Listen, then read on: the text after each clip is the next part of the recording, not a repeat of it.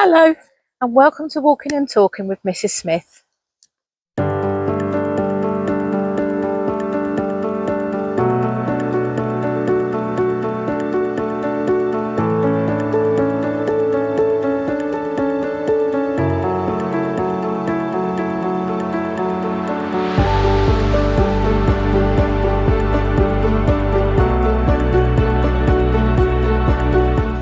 Hello and welcome back to my channel, and if you're new here, thank you for clicking on my video. My name is Mrs. Smith and I'm a Christian, and I walk and talk about all sorts of things from a Christian point of view. So today I'm in Teston, which is a village around 4 miles from Maidstone in Kent in England, and I'm standing on the very busy 15th century Teston Bridge, just overlooking the country park, as you can see over there. The park itself is great for families. It has refreshments, huts, toilets, play areas, picnic tables. It's set in 32 acres of green space. It's accessible and it's a great place to come if you fancy a riverside walk, or even if you fancy a canoe. I think that's what that is, isn't it? It's on the River Medway, in case you're wondering. Actually, there has been a lock at Teston as well since the 1740s. And there are ruins of a linseed oil and cattle cake mill as well, which sadly burnt down in 1885, I think. But the current lock dates from 1911. Just going to get round this bridge without getting run over.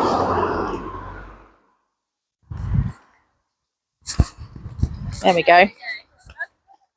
There is a pay and display car park as well, but you can buy a season ticket, which actually, if you do, gives you unlimited parking at 9 different Kent country parks.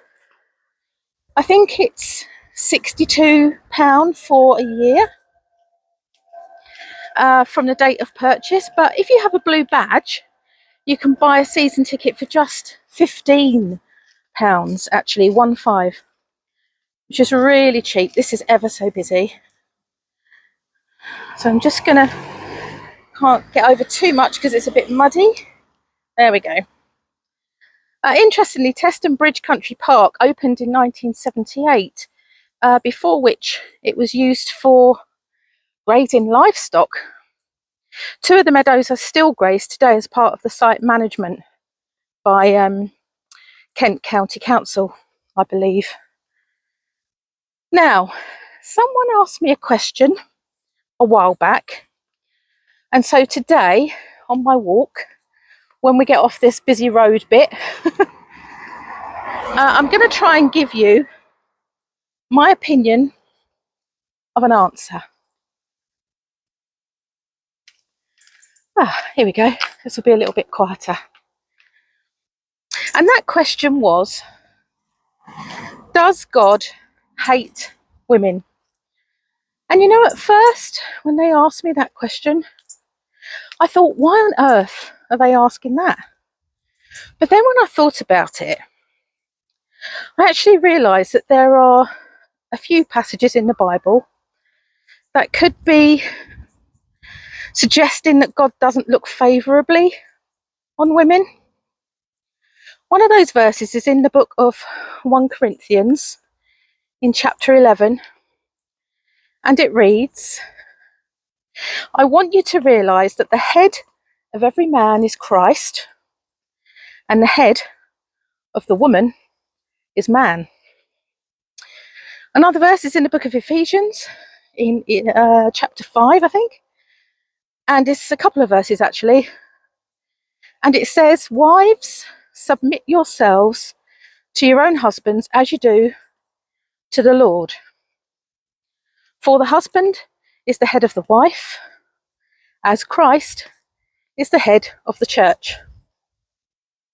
And yet there is another verse in 1 Corinthians chapter 14, where it reads, women should remain silent in churches.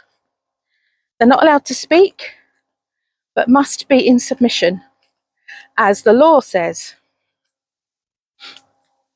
Now, all of these verses seem to suggest that God isn't as keen on women as he is on men. But is that really what these verses are saying to us? If we look at the first passage, which is in 1 Corinthians chapter 11, where it appears to suggest that women are to be at men's beck and call, if you read the whole chapter, Paul was talking to a church in Corinth, and he was praising them for remembering his teachings and for keeping the traditions that he showed them. However, he noticed that something wasn't quite right. Now, I'm aware that biblical scholars are divided about what exactly Paul means here by the notion of a head. Because if you remember, Paul said, I want you to realise that the head of every man is Christ, and the head of the woman is man. Now, you'll know if you've been watching my videos for a while that I'm not a trained theologian. But the first thing that occurred to me was, what does the term head actually mean here? You know, because at first, it sounds like it's said in an authoritative way, meaning of superior status or having authority over, like the head teacher in a school, maybe. So it sounds like Paul is saying that men have authority over women. But actually, several scholars have countered that interpretation by saying that the Greek word for head, which is kephale, if I've pronounced that right, doesn't carry the same impression of having authority over, like the English meaning of the word head does. They say that kephale is better interpreted as source in ancient Greek, and that the word head here is more likely to mean that the man or the husband is the source of the woman or the wife. You know, in light of Eve being created out of Adam and the creation story. I love all the trees here, by the way. And the creation story in the book of Genesis. Another example of source would be that the head of a river is called the source of the river. There are other scholars, though, who argue that the best interpretation of kephale, or head, is not source or authority over, but something along the lines of prominence. So they're saying something can be prominent but not necessarily be in a position of authority. So like, I don't know, a mountain can stand out among other mountains in the range, you know, but and be prominent, but it doesn't mean that it has authority over the other mountains. So that's what scholars think. So what do I think the word head means in this particular passage? Well, I guess when I think about life in the times that Corinthians was written, that's interesting. Something like 53 to 55 AD, I think. It was a very patriarchal society, and men, you know, husbands, fathers, grandfathers, etc., they were expected to be the head of the household. And no one back then would have batted an eyelid about that. It was just accepted. It's just how it was. And back then, wives would readily submit to their husband's authority as well. Incidentally, I believe that patriarchal means rule of the father. Nowadays, of course, most of us don't live that way, certainly not here in the UK anyway, and not in a lot of other countries either. And when we read passages like this, It could be easy to think that Paul is saying that men are superior and women are inferior. But personally, I don't think that's what's being said here. I feel like, sometimes it's easy to load the term being the head of someone with all of the negative implications that term can have here in the 21st century. So I think it's important to think about how the word head was understood back then by, ancient writers. When they thought about the head, they thought about the relationship of the head to the rest of the body. It'd be lovely to live here. When they used the word head in a metaphor, for example, which is what Paul was doing here in 1 Corinthians. So we know that men back in those times were expected to be the head of the household. But that didn't mean that men just got to control everything and everyone in that household. It also meant that they had to care for their wives and their families. They had to support them, look after them, make sure they had everything they needed, even fight for them sometimes. And that was a massive responsibility. And that's kind of how I prefer to think of the metaphorical word head in that passage. I'm just going to get past these ladies.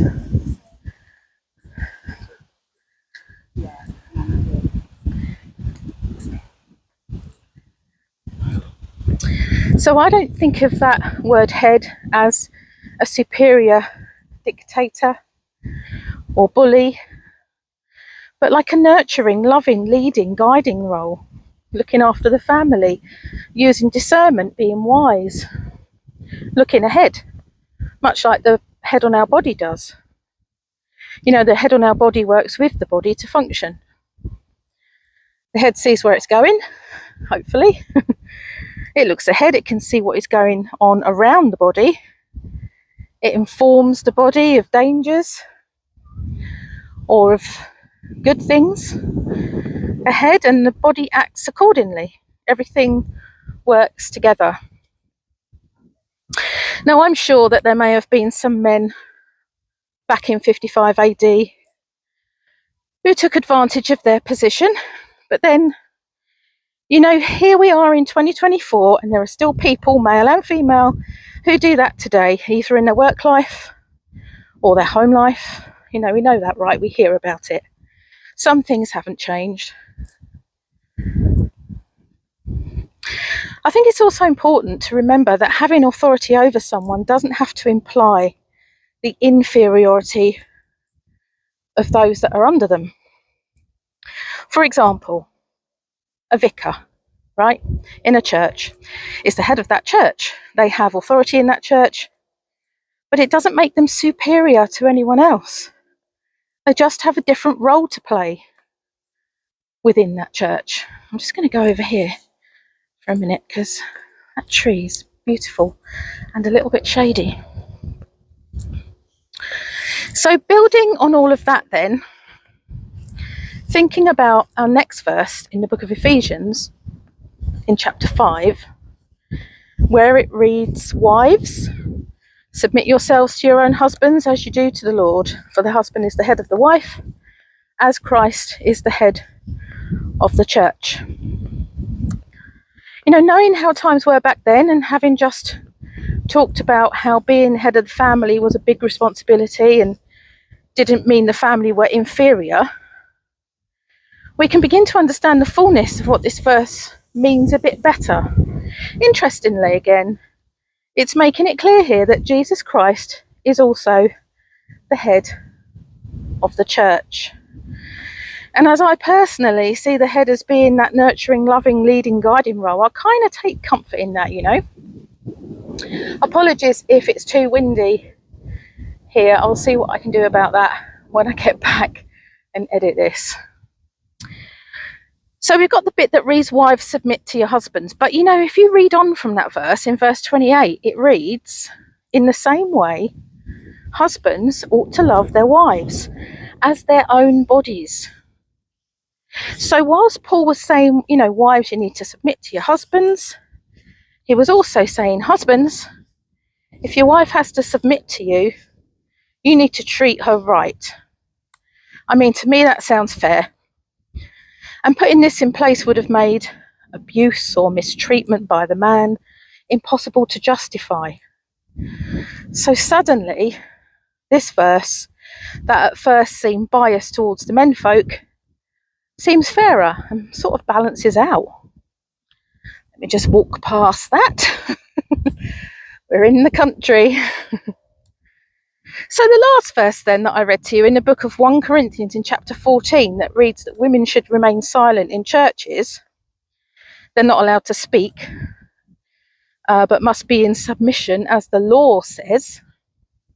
Surely that can't be taken out of context. It's clear, right? Women, you need to shut up. But again, I don't think it means what it appears to. I mean, firstly, what is going on with Paul's mention of the law that says women should keep silent? I know that when Paul usually talks about the law, he is always talking about the Old Testament law. However, as far as I'm aware, there isn't a law in the Old Testament that says that women should be silent.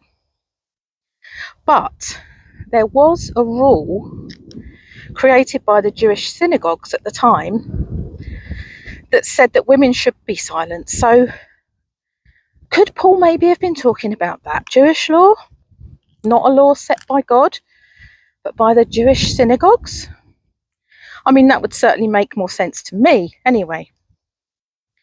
I think it's important as well to mention here that if you read much earlier in 1 Corinthians chapter 11, Paul is teaching that women can pray or prophesy during worship services, which kind of seems like a contradiction to the passage saying that women need to be quiet, right? Now, I have to tell you that the literature on this alleged contradiction is massive and continuous, and there have been so many attempts to, reconcile both of these passages through history. But personally, I don't actually believe that these verses contradict one another at all. Because you see, up until that time, women, they hadn't been allowed to contribute in religious services, and so they weren't sure how to do things appropriately. So they were asking lots of questions during services and disrupting the services. And to be fair, why wouldn't they? I mean, I would probably have done the same thing if I was suddenly expected to contribute to a religious service and I didn't know what was going on and how to do things.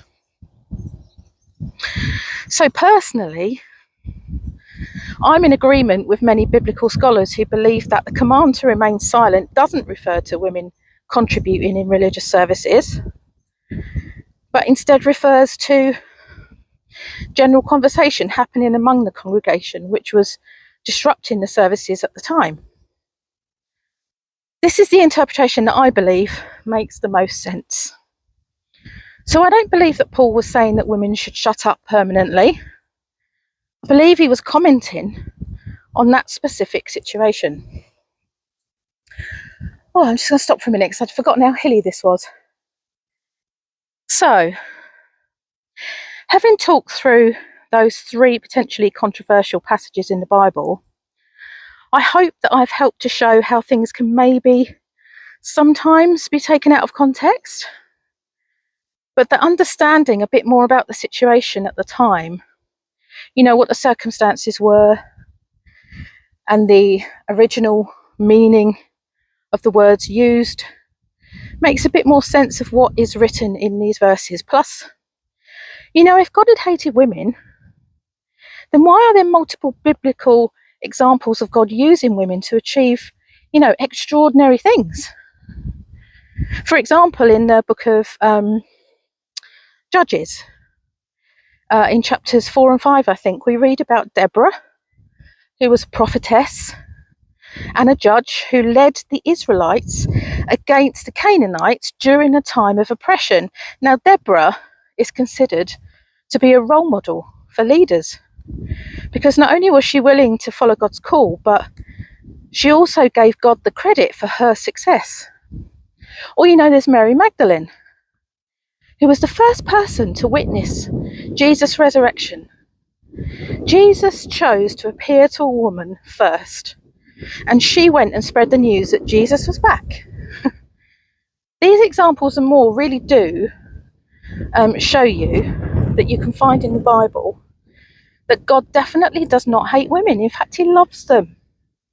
God loves and uses women just as much as he loves and uses men. He loves all of us, no matter what our gender is. And I mean, let's be logical. Women, just like men, can be strong, successful, competent and skillful. So why wouldn't God use them in the church? And why shouldn't they be leading alongside men? Now, what I've been talking about today is quite controversial. And you may agree or disagree with the things that I've said. And you know what? That is absolutely fine. It's unusual that people will read a Bible passage in the same way or have the same interpretation of it anyway. And that's okay, It's actually a good thing, because we can learn a lot from listening to each other's points of view. So please let me know what you think about these Bible passages in those comments, because as always, I'd be really interested to hear your thoughts. And please remember that my views are just my own and don't necessarily reflect the views of other Christians or of Christian churches. Well, aside from the fact that it's a beautiful day, it is really windy. So I'm going to leave it there today and see if I can find a cup of tea somewhere. But if you've enjoyed my ramblings, please do hit that thumbs up button for me and subscribe to my channel to see more of my videos. And hit that bell too, so that you'll be notified when I post again.